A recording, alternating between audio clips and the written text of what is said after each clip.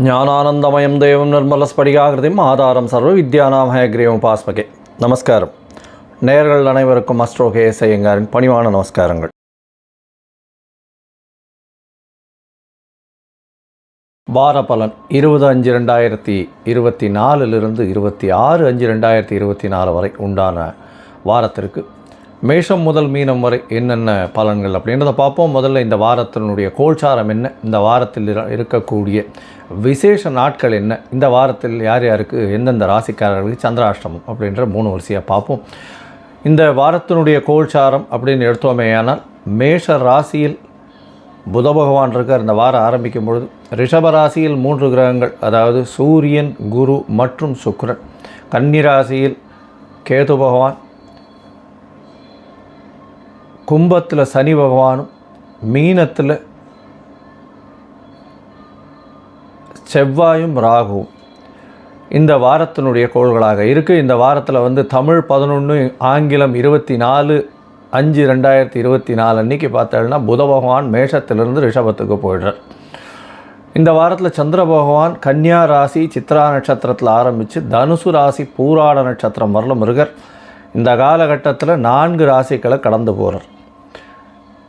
இந்த வாரம் முக்கியமான விசேஷ நாட்கள் அப்படின்னு பார்க்கும்பொழுது 22ஆம் தேதி அப்படின்னு சொல்லக்கூடிய 22/5/2024 அன்றைக்கி சுவாதி நட்சத்திரம், நரசிம்மர் ஜெயந்தி, லக்ஷ்மி நரசிம்ம பெருமானை வணங்குறது ரொம்ப விசேஷம். அன்றைக்கி ஒரு பானகம் நரசிம்மருக்கு கொண்டு போய் நைவேத்தியத்துக்கு கொடுத்துட்டு வாங்க, நல்ல ஒரு ஏற்றம் கிடைக்கும். எல்லா விதமான எதிரிகளையும் நீங்கள் வெற்றி கொள்ளக்கூடிய காலகட்டமாக அமையும். அதனால் நரசிம்மருக்கு பானகம் கொடுக்கறதன் மூலியமாக உங்களுடைய எதிரிகள் அற்ற நிலை உருவாகக்கூடிய காலமாக இருக்கும். 23ஆம் தேதி அன்னைக்கு வைகாசி விசாகம். விசாக நட்சத்திரம் 6 நட்சத்திர பிரிவாக இருக்கும். அதனால் வைகாசி விசாகம் ஆறுமுக கடவுளை கொடுக்கக்கூடியது. திருமணம் ரொம்ப நாளாக தட்டி போகிறது அப்படின்னாலும், அதை தவிர திருமணமாகி குழந்தை பிராப்தி இல்லை அப்படின்றதுனாலும், அதாவது கடன் நிறைய இருக்குது அப்படின்னு இருக்கிறவாளுக்கும், வியாபாரத்தில் பெரிய தடை இருக்குது அப்படின்றவா எல்லாருமே முருகப்பெருமானுக்கு இந்த நாளில் விரதம் இருந்து சாயந்தரம் பௌர்ணமியை பார்த்துட்டு குளிச்சுட்டு அதுக்கப்புறம் பெருமாளுக்கு அம்சை பண்ண சாப்பிட்டுட்டு அதுக்கப்புறம் நீங்கள் உங்களுடைய வேலைகளை செய்ய ஆரம்பிச்சிருங்களே. ஆனால் இந்த வைகாசி விசாகத்திலிருந்து அடுத்த வைகாசி விசாகத்திற்குள்ளே உங்களுக்கு உண்டான எல்லா விதமான பிரச்சனைகளும் மறைந்து நல்ல ஒரு வாழ்க்கையை, பெரிய வெற்றியை தேடி கொடுக்கும். இந்த வாரத்தில் பார்த்தோம்னா 24ஆம் தேதி அன்னைக்கு காஞ்சி சங்கராச்சாரியர், அதாவது மகாபெரியவரனுடைய அனுஷ நட்சத்திரத்தில் அவர் பிறந்தவர். சனி பகவானின் நட்சத்திரம், அதனால் அனுஷ நட்சத்திரம் ரொம்பவும் வசதி. இந்த வாரத்தில் 26/5/2024 அன்றைக்கி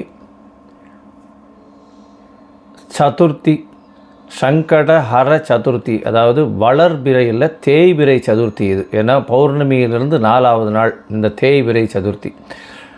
இந்த காலகட்டத்தில் சங்கடங்களை சொல்லி விநாயகரை சேவித்து, எங்களுக்கு இந்தந்த சங்கடங்கள்லாம் இருக்குது, இதை தீர்த்து விடுங்கள் அப்படின்னு விநாயகரை சேவித்தோமே ஆனால் சங்கடஹர சதுர்த்தி அதை அந்த எல்லாவற்றையும் எடுத்து விட்டு உங்களுக்கு ஒரு நல்ல வெற்றியை கொடுப்பார்.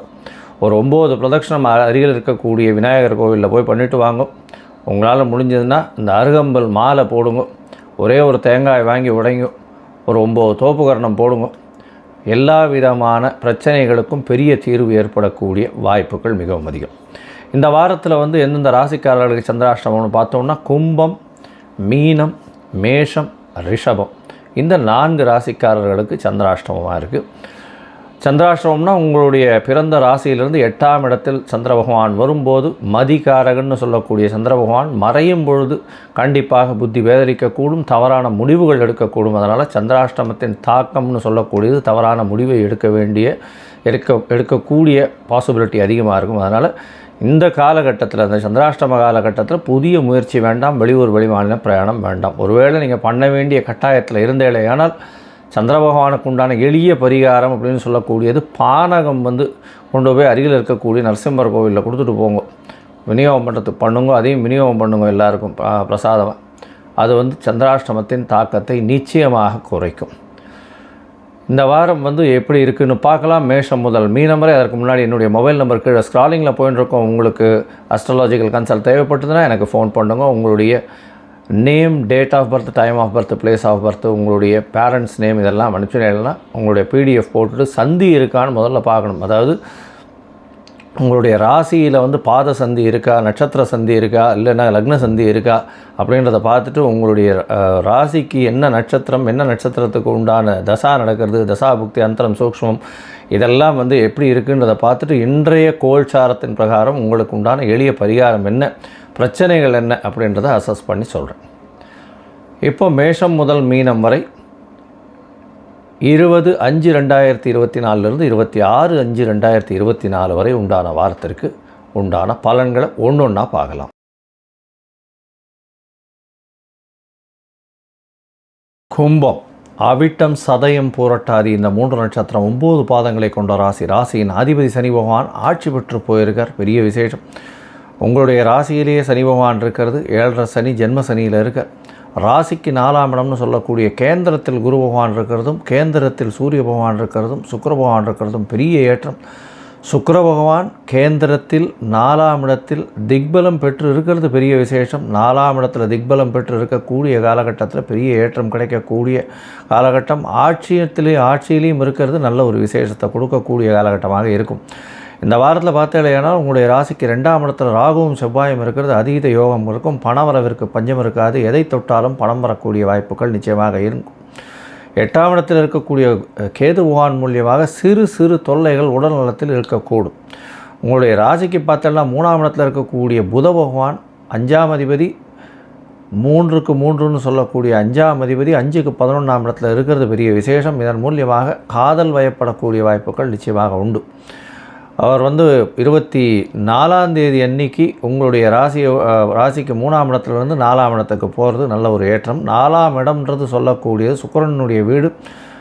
4 கிரகங்கள் இருக்கக்கூடிய காலகட்டமாக அமைகிறது. 4 கிரகங்கள் அப்படின்னு சொல்லக்கூடியது சூரியன், புதன், சுக்கிரன் மற்றும் குரு 4 கிரகங்கள் இருக்குது. இந்த வாரம் பெரிய ஏற்றம் கிடைக்கக்கூடிய வாரமாக இந்த வாரம் அமையிறது. தொழிலில் பெரிய அபிவிருத்தி இருக்கும். ஏன்னா 10ஆம் அதிபதி அப்படின்னு சொல்லக்கூடிய செவ்வாய் 2ஆம் இடத்துல இருக்கிறது பெரிய விசேஷத்தை கொடுக்கக்கூடிய காலகட்டமாக. தவிர 7ஆம் அதிபதியான சூரியனும் 4ஆம் இடத்துல இருக்கிறது நல்ல ஒரு ஏற்றம். கேந்திரத்தில் இருக்கிறது நல்ல ஒரு ஏற்றத்தை கொடுக்கக்கூடிய காலகட்டமாக அமைய போகிறது. தொழிலில் பெரிய ஏற்றம் இருக்கும். திருமணத்திற்கு பார்த்து கொண்டு இருப்பவர்களுக்கு திருமண யோகம் இப்போ அமையக்கூடிய பாக்கியம் நிச்சயமாக இருக்கும். உங்களுடைய ராசிக்கு புதிய வீடு மனை வாங்கக்கூடிய பாக்கியம் நிச்சயமாக உண்டு. இந்த வாரத்தில் பார்த்தீங்களேனால் உங்களுடைய ராசிக்கு 6ஆம் அதிபதினு சொல்லக்கூடிய சந்திர பகவான் ராசிக்கு 8ஆம் இடத்துல இந்த வாரத்தை ஆரம்பிக்கிறார். 20ஆம் தேதியிலிருந்து 26ஆம் தேதி 5/2024 வரலும் இருக்கக்கூடிய நாளில் 20ஆம் தேதி சாயந்தரம் 5:30 மணி வரலும் சந்திராஷ்டம காலமாக இருக்குது. புதிய முயற்சி வேண்டாம், வெளியூர் வெளிமாநில பிரயாணம் வேண்டாம்னு சொல்கிறோம். இந்த காலகட்டத்தில் ஒருவேளை நீங்கள் பண்ண வேண்டியிருந்ததுன்னா சந்திரனுக்கு உண்டான எளிய பரிகாரத்தை பண்ணுறது மூலியமாக சந்திராஷ்டமத்தின் தாக்கம் குறையும். மேலும் உங்களுடைய ராசிக்கு 9ஆம் இடத்துல சந்திர பகவான் போகிறார். சந்திர பகவான் 9ஆம் இடத்துல போகிறது பெரிய ஏற்றம். வெளிநாடு போகணுன்னு பார்த்துட்டு இருக்கவர்களுக்கெல்லாம் திடீர் பிரயாணம் வரக்கூடிய வாய்ப்பு, புதிய வேலை கிடைக்கக்கூடிய வாய்ப்பு கிடைக்கும். வேலையின் மூலியமாக வெளிநாடு போகக்கூடிய பாக்கியம் நிச்சயமாக உண்டு. 20ஆம் தேதி சாயந்தரத்துலேருந்து 23ஆம் தேதி கார்த்தால் ஒரு 3:30 மணி வரலும் சந்திர பகவான் 9ஆம் இடத்துல இருக்கிறார். அதற்கு பிறகு 10ஆம் இடத்திற்கு போகிறார். தொழில் ஸ்தானத்துக்கு போய் குருவால் பார்க்கப்படுறார், சுக்கிரனால் பார்க்கப்படுறார். சூரியனும் சந்திரனும் 180 பாகையிலிருந்து பௌர்ணமி யோகம் அமையிறது. 10ஆம் இடம் வலுப்பெற்று போயிருக்கக்கூடிய காலகட்டமாக இருக்குது. 23ஆம் தேதியிலிருந்து 25ஆம் தேதி 11:30 மணி கார்த்தால வரலும் இருக்கார். இது ஒரு பெரிய ஏற்றமான காலமாக இருக்கும். எந்த தொழில் செஞ்சாலும் அதில் பெரிய ஏற்றம் இருக்கும். அதுவும் தொழிலில் மைனிங் இண்டஸ்ட்ரி, இரும்பு சம்பந்தப்பட்ட வியாபாரங்கள், அந்த அயர்ன் அண்ட் ஸ்டீல்ஸு, இந்த ஹோல்டிங்ஸு, இந்த மாதிரியான விஷயங்கள், அது தவிர வந்து வெல்டிங் இந்த மாதிரியான விஷயங்கள், அது தவிர வந்து ஸ்டீல் அண்ட் அயல், இந்த மோட்டார் சைக்கிள்ஸ் எல்லாம் விற்கிறவாளுக்கெல்லாம் பெரிய ஏற்றம் கிடைக்கக்கூடிய வாரமாக இந்த வாரம் அமைய போகிறது. உங்களுடைய ராசிக்கு பார்த்தீங்கன்னா 11ஆம் இடத்துல சந்திர பகவான் போகிறார். சந்திர பகவான் 11ஆம் இடத்துல போய் இருக்கிறது பெரிய விசேஷம். எந்த விஷயங்கள் நினைத்தாலும் வெற்றிகரமாக முடிக்கக்கூடிய காலகட்டமாக அமைய போகிறது. 25ஆம் தேதி 11:30 மணியிலிருந்து 27ஆம் தேதி மாலை ஒரு 4:30 மணி வரலும் இருக்கக்கூடிய காலகட்டத்தில் பெரிய ஏற்றம் கிடைக்கக்கூடிய வாரமாக இந்த வாரம் அமைய போகிறது. இந்த வாரத்தில் நீங்கள் வந்து பிரத்யங்கரா தேவியை போய் வழிபட்டு வாங்கோ. அதை தவிர இந்த வாரத்தில் நீங்கள் அருகில் இருக்கக்கூடிய வராகியை போய் சேவிச்சுட்டு வாங்க. நல்ல பூவராகியை போய் சேவிச்சுட்டு வர்றதன் மூலியமாக நல்ல ஒரு ஏற்றமும் மாற்றமும் உங்களுக்கு நிச்சயமாக வரும். நீங்கள் அருகில் இருக்கக்கூடிய கோவிலில் எள்ளு எண்ணெய் விட்டு விளக்கேற்றிகிட்டே வாங்கும். எந்த கோவிலாக இருந்தாலும் நல்ல ஒரு ஏற்றமும் மாற்றமும் இந்த வாரம் உங்களுக்கு வந்தே தீரும்.